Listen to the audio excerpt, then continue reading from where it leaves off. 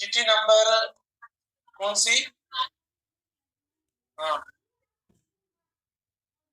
GT number 5 के लिए हमने टॉपिक जो स्टार्ट किया वो स्टार्ट किया है प्रोनाउंस का।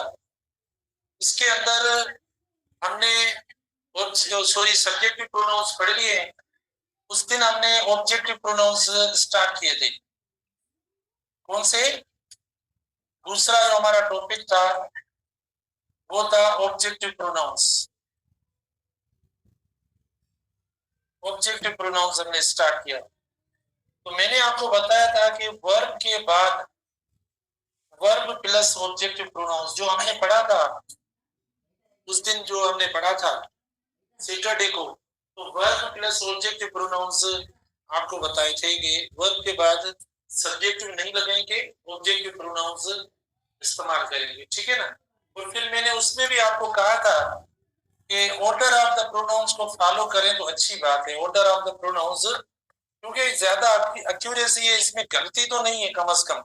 ऑर्डर ऑफ द प्रोनाउंस जो है वो हमें, जो ऑर्डर यानी सब्जेक्टिव प्रोनाउंस का है ना, सेम ऑब्जेक्टिव का भी फॉलो करें। सिंगुलर का ज़हन में रखें, प्लूरल का ज़हन में रखें, तो वो अच्छा है। उसके बाद देखो, ये इसका ए यूज हुआ कि verb plus objective pronouns use होते हैं। नंबर बी जो है ना इसमें, वो ये होता है कि जो प्रीपोजिशंस होते हैं, प्रीपोजिशंस के बाद भी हम इस्तेमाल करते हैं क्या? ऑब्जेक्टिव प्रोनाउंस इस्तेमाल करते हैं, सब्जेक्टिव नहीं इस्तेमाल करते हैं। ये इसका दूसरा यूज है, प्रीपोजिशंस प्लस ऑब्जेक्टिव प्रोनाउंस को यूज करते हैं। प्रीपोजिशंस प्लस ऑब्जेक्टिव प्रोनाउंस हम यूज करते हैं, ठीक है ना। जैसे मिसाल के तौर पर आप सेंटेंस देखें, यानी except she I invited everyone, ठीक है। Except she I invited everyone. तो पहले तो हमें पता होना चाहिए, हमें से काफी स्टूडेंट्स को पता नहीं है कि प्रीपोजिशन वाला वर्ड कौन सा होता है। अब आपको ये ए ऑप्शन मिला है, ठीक है ना, और ये आपको बी ऑप्शन मिला है, ये सी ऑप्शन मिला है, और उसके बाद ये डी ऑप्शन मिला है, और नो एरर का भी होता है। जब नो एरर साथ ऐड हो जाती है तो फिर स्टूडेंट्स को और ज्यादा मुश्किल हो जाता है। अब हम तो टॉपिक वाइज पढ़ रहे हैं तो हमें मसला नहीं हो रहा है। जब ये पूरी स्ट्रक्चर मिल जाएंगी और नो एरर का आता है तो फिर एरर निकालना बहुत मुश्किल हो जाता है, क्योंकि हमें लगता है कि पूरा सही है सेंटेंस, कोई इसमें सही एरर नहीं है। तो except she I invited everyone, आपको लगता है इसमें कोई एरर? इसमें कोई एरर, इसमें कोई एरर? आज दिन चेंज है, बोर्ड सेम है। दिन जो है ना आज न्यू है, मंडे है, सैटरडे नहीं है, लेकिन बोर्ड सेम है। तो आप देखिए, except she I invited everyone, मुझे बताएं इसमें कौन सी एरर है? ये अब देखो गलत है, ये गलत है, क्योंकि एक्सेप्ट जो है ना ये प्रीपोजिशन, तो प्रीपोजिशन के साथ देखो हमने सब्जेक्टिव लगाया जो कि गलत है। एक्सेप्ट हर होना चाहिए। द करेक्शन क्या होगी? एक्सेप्ट हर, क्योंकि ऊपर हमने हेडिंग दी है आज प्रीपोजिशंस प्लस ऑब्जेक्टिव प्रोनाउंस लगाएंगे, सब्जेक्टिव नहीं लगाएंगे, ठीक है ना। अब मैं आगे आपको एग्जांपल्स देता जा रहा हूं, आगे एग्जांपल्स प्लीज आप देखें।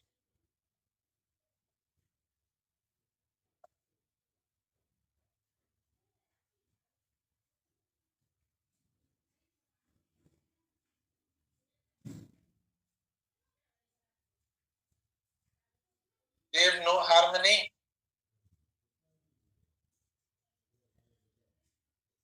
with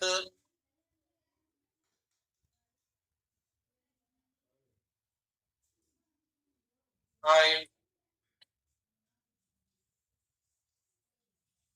and he। देखो, they have no harmony with I and he। सबसे पहले देखना है ये क्या हुआ, ये प्रीपोजिशन। उसके बाद क्या होना चाहिए? Objective pronoun. तो हमें पता है कि ये जो पढ़ा है ये वर्ड, ये ऑब्जेक्टिव नहीं है, ये भी ऑब्जेक्टिव नहीं है, ये दोनों सब्जेक्टिव वर्ड्स आ गए। तो ये गलती हो गई, मैंने इधर एरर दे, नो हार्मनी विद क्या होना चाहिए? बी होना चाहिए, और इधर एम आना चाहिए, ठीक है, ये होना चाहिए। अच्छा, फिर ये ऑर्डर के हिसाब से मैंने खुद ने सही लिखा है, माना तरतीब के हिसाब से एम एंड मी आना चाहिए, मी एंड एम आना चाहिए। देखो माना मैंने एक्यूरेट किया है या गलत लिखा है, सही है तो कुछ स्टूडेंट बोल रहे हैं गलत लिख रहा है, लिखा है। देखो नो हार्मनी है, माना मीनिंग कौन सी है, माना अच्छी है खराब है, खराब मीनिंग है तो पहले क्या आएगा, उसके बाद 2 3 आएगा बाद में, तो मतलब सही है ये, ठीक है ना। तो लेकिन ये नहीं आना चाहिए, ऊपर हमने जो प्रीपोजिशन के साथ सब्जेक्ट लगाया है और इसके साथ भी सब्जेक्ट लगाया है, जिसकी वजह से देखो ये एरर हो जाएगी और हम ये इस्तेमाल नहीं करेंगे, गलती हो जाएगी। और आप देखें प्लीज,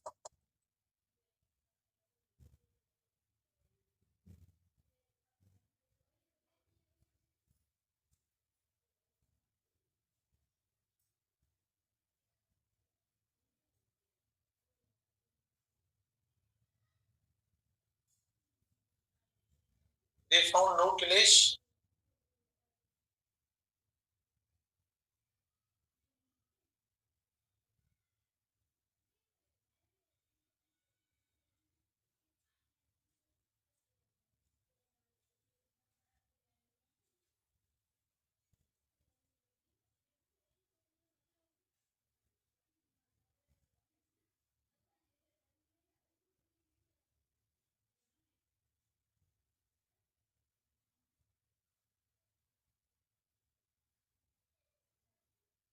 ऑप्शन दे रहे हैं, they found no clash between us and the strangers, B option है,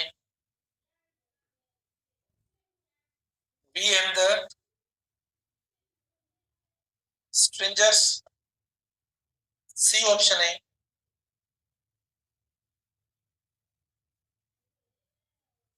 ourselves and them, D option है,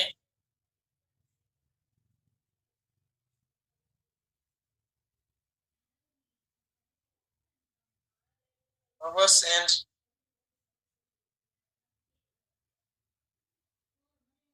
देखो they found no clash between us and the strangers, we and they and the strangers, ourselves and them, ours and theirs। शाबाश, जल्दी बताओ, ये सही, क्योंकि ये जो बिटवीन है ना, बिटवीन अभी हमने पढ़ा था टेस्ट नंबर 4 में प्रीपोजिशंस पढ़े, तो ये प्रीपोजिशन है, ठीक है ना, ये प्रीपोजिशन है, तो इसको यानी ऑब्जेक्ट चाहिए। लेकिन what about strangers, don't you think it is a mistake here, because I've been repeatedly teaching you use objective pronouns, instead objective pronouns we have noun here, can we use nouns as objective words, हाँ, लेकिन they remain same in subjective as well as objective forms।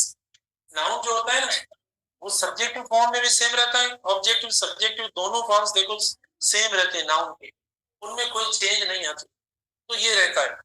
उसके बाद देखो हमने एक preposition में ये word भी पढ़ा था, याद है, ये पढ़ा था, ठीक है ना। इस वर्ड को हमने 2 पार्ट्स ऑफ स्पीच में डिवाइड किया था। देखो वर्ड एक है लेकिन इसके पार्ट्स ऑफ स्पीच 2 हैं। इसको आप प्रीपोजिशन भी कहते हो, इसको आप प्रीपोजिशन भी कहते हो और इसको आप कंजंक्शन भी कहते हो, ठीक है ना, ये प्रीपोजिशन भी है और कंजंक्शन, ये वर्ड इसके 2 पार्ट्स ऑफ स्पीच। अब ये जब प्रीपोजिशन होता है तो ये अपने साथ ऑब्जेक्टिव फॉर्म कैरी करता है, देखो ऑब्जेक्टिव फॉर्म लगता है, प्रीपोजिशन है तो ऑब्जेक्टिव फॉर्म कैरी करता है। जब ये कंजंक्शन है तो सब्जेक्ट प्लस वर्ब कैरी करता है, सब्जेक्ट बना क्लोज बनाता है, देखो ये क्लोज हुआ, जब सब्जेक्ट होगा तो वर्ब कैरी करेगा, अगर ये प्रीपोजिशन होता है तो ऑब्जेक्टिव फॉर्म कैरी करता है। लेकिन ये तो है, लेकिन हमें पता नहीं पड़ता।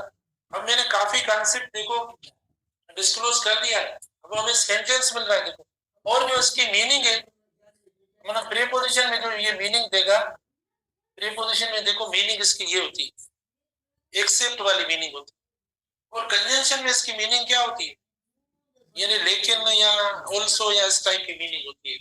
अब मैं सेंटेंस लिखता हूं, मुझे पता नहीं पड़ता कि इधर हम क्या इस्तेमाल करें, ठीक है ना। जैसे देखो, दे दे इनकरेज्ड एवरीवन बट आई या मी, ठीक है ना। देखो, दे इनकरेज्ड एवरीवन बट आई या मी। अब मैंने ऊपर एक पैटर्न आपको देखो बता दिया कि ये दो पार्ट्स ऑफ स्पीच में वर्ड होता है। अगर ये प्रीपोजिशन है तो आप ऑब्जेक्टिव फॉर्म लगाएं, यानी मी इस्तेमाल करें, हिम इस्तेमाल करें, हर इस्तेमाल करें, ठीक है ना, देम इस्तेमाल करें, वरन ये वर्ड्स पता है आपको। और वो हमें पता कैसे पड़े उसका, देखो पता ये पड़ेगा कि आपका अगर सेंटेंस से फुल स्टॉप लगा हुआ है, पता है अगर सब्जेक्ट होगा ना, ये सब्जेक्टिव फॉर्म होगा, इसके साथ सब्जेक्टिव होगा।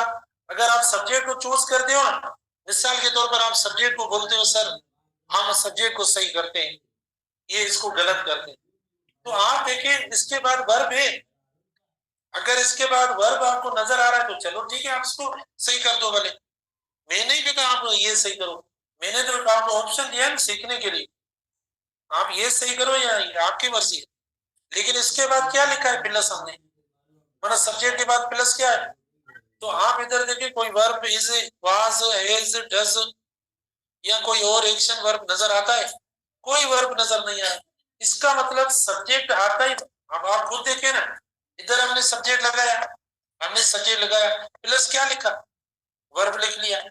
जिधर भी आप सब्जेक्ट लिखेंगे, आप जो भी हम लिख के आए ना सेंटेंस, देखो इधर भी हमने लिखा है, ये आपने सब्जेक्ट लिखा और ये देखो आपने वर्ब दे दिया। तो मतलब सब्जेक्ट को क्या चाहिए, वर्ब चाहिए, और वर्ब को सब्जेक्ट, यानी इन दोनों के जो है ना एक मस्ट कॉम्बिनेशन है, ठीक है ना, बहुत जरूरी एक कॉम्बिनेशन इन दोनों के दरमियान, आप इनको अलग इंडिविजुअली नहीं लिख सकते। तो सिमिलरली इधर कहने का मकसद ये कि आपको वर्ब नजर नहीं आ रहा है, तो हमने देखो सब्जेक्टिव फॉर्म को हटा दिया और ऑब्जेक्टिव फॉर्म को रखा है। दे इनकरेज्ड एवरीवन एक्सेप्ट मी, ठीक है ना, एक्सेप्ट मी। तो यहाँ पर देखो एक्सेप्ट वाला सेंस बना, ये प्रीपोजिशन हो, ये प्रीपोजिशन हो गया, क्योंकि आगे कुछ ऐसा नहीं है, वर्ब हो गया तो हमने इस्तेमाल किया। एक और सेंटेंस देखें,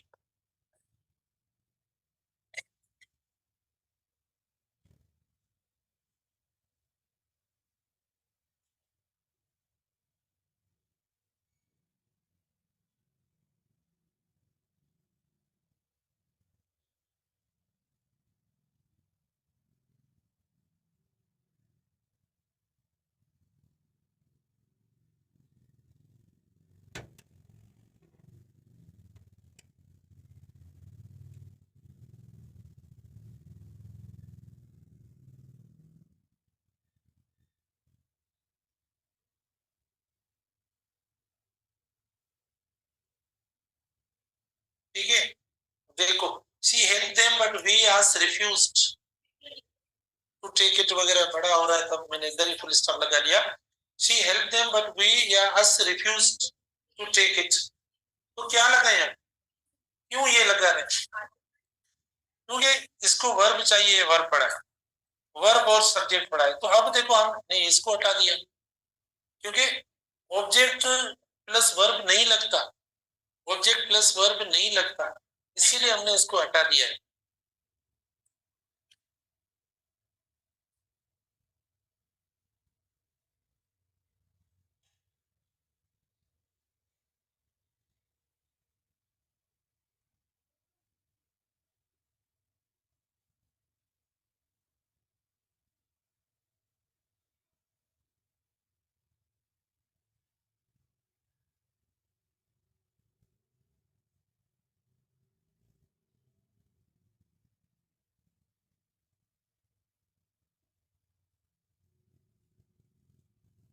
ठीक है, देखो अब सेंटेंस है, the teacher told them but she her in the class, ठीक है ना। अब हमें समझ में नहीं आ रहा तो पता नहीं क्या यूज करें, मैंने भी इसीलिए दिया है आपको, मुझे पता होता तो मैं ये सेंटेंस थोड़ी देता आपको। The teacher told them but she her in the class, क्यों, आपको नहीं लगता कि आगे ये क्लोज पढ़ा है? माना क्लोज किसको कहते हैं? जो सब्जेक्ट वर्ब होता है वो क्लोज होता है, तो आपको नहीं लगता ये क्लोज है? कौन सी चीज ऐसी मैसेज जिसमें से आपको लग रहा है क्लोज नहीं? वर्ब नहीं है। वर्ब ना होने की वजह से ना हम सब्जेक्ट हटा देंगे, क्योंकि ये आता ही वर्ब के लिए, तो वर्ब है नहीं इधर, नहीं है तो आपने हटा दिया, आप सही हो गया।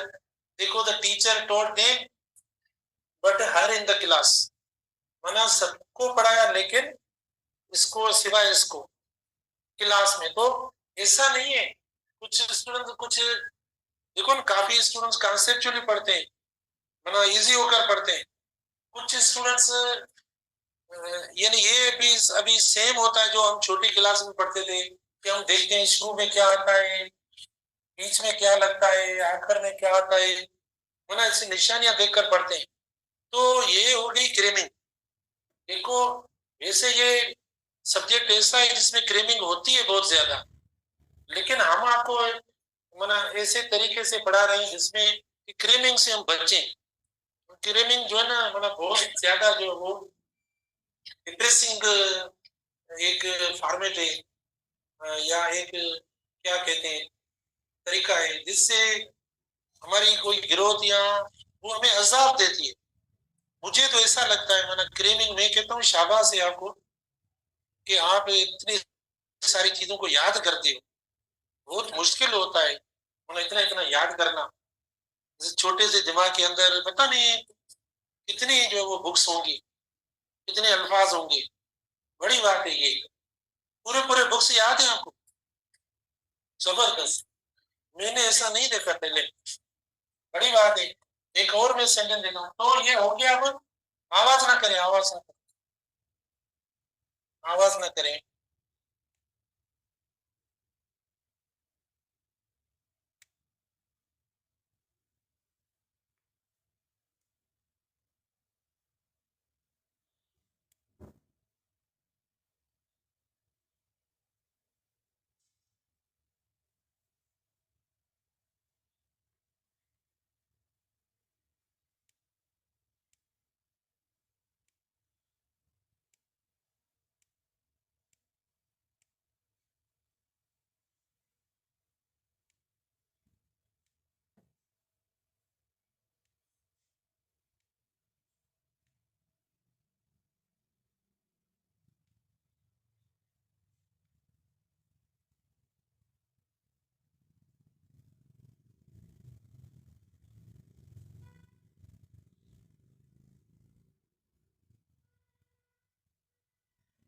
अच्छा देखो, इधर एक हमने गलती की है, कहाँ पे गलती की है मुझे अभी याद आ रही है।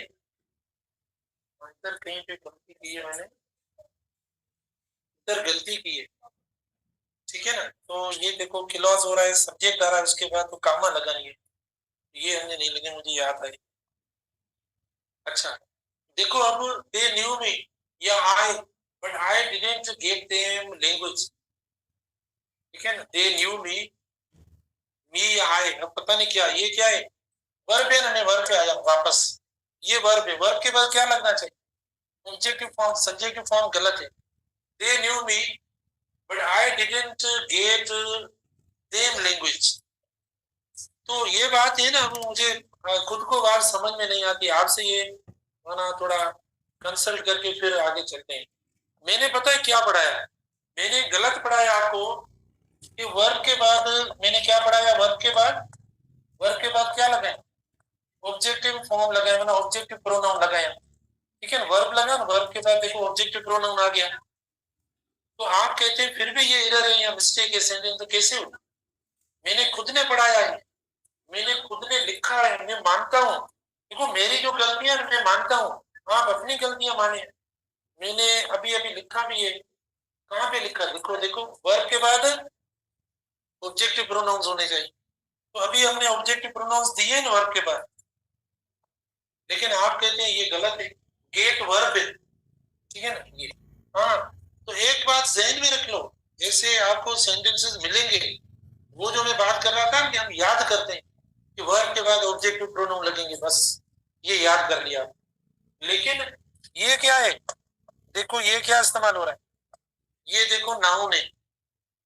तो नाउन और प्रोनाउन एक साथ नहीं लगेंगे, नाउन और प्रोनाउन एक साथ नहीं लगेंगे, इसीलिए तो आपको डेफिनेशन पढ़ाई उस दिन, उसमें क्या था कि pronouns are used in the place of nouns, यानी नाउन की जगह पर इस्तेमाल होते हैं। तो ये आपका गलत हो जाएगा। तो क्या मैं ये लगा सकता हूं, देखो they knew me but I didn't get their language, क्या ये लगाऊं मैं? ये भी गलत है।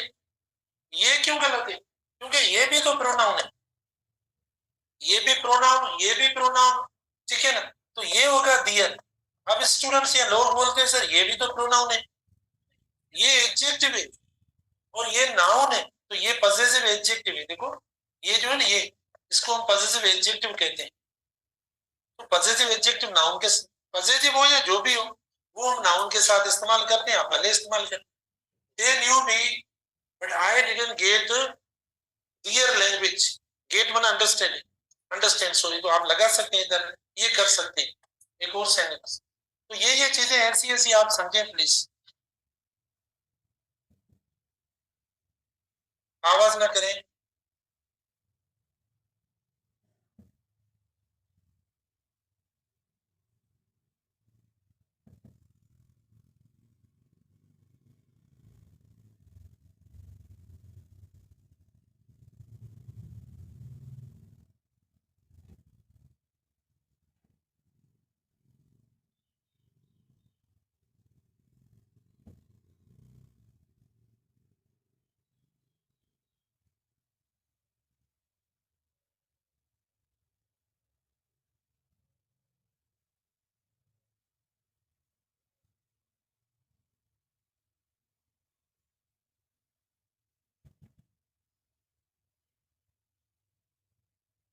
देखो, how did you travel with them, how did you travel with them despite the uneasy nature.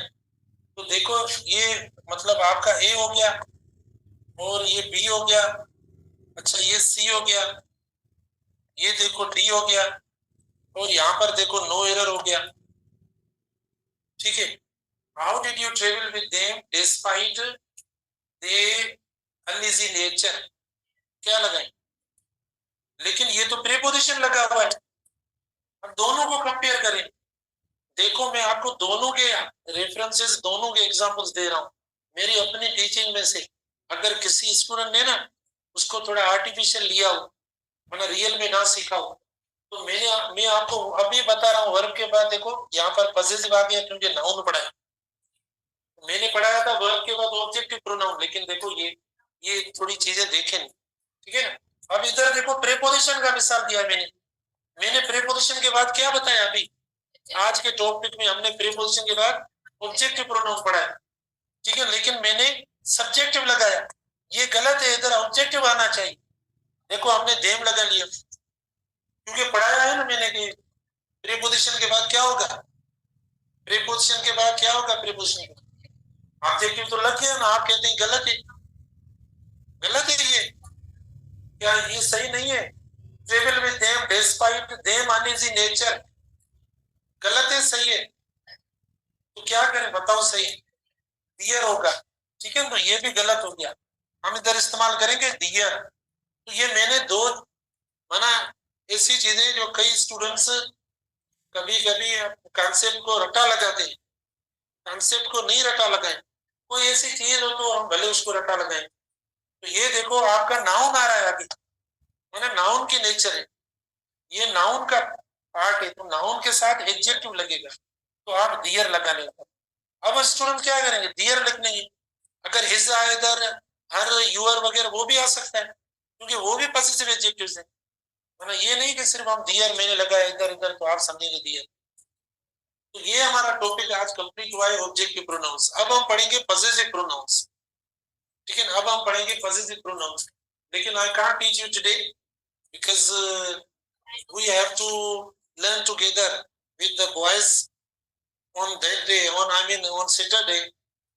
It was electrifying atmosphere in your class and everybody was in suspense to see the win of Pakistan. Like what happened on that day, you know, everybody became nervous. तो ठीक है, इंशाल्लाह हम Monday को पढ़ेंगे, कल पढ़ेंगे.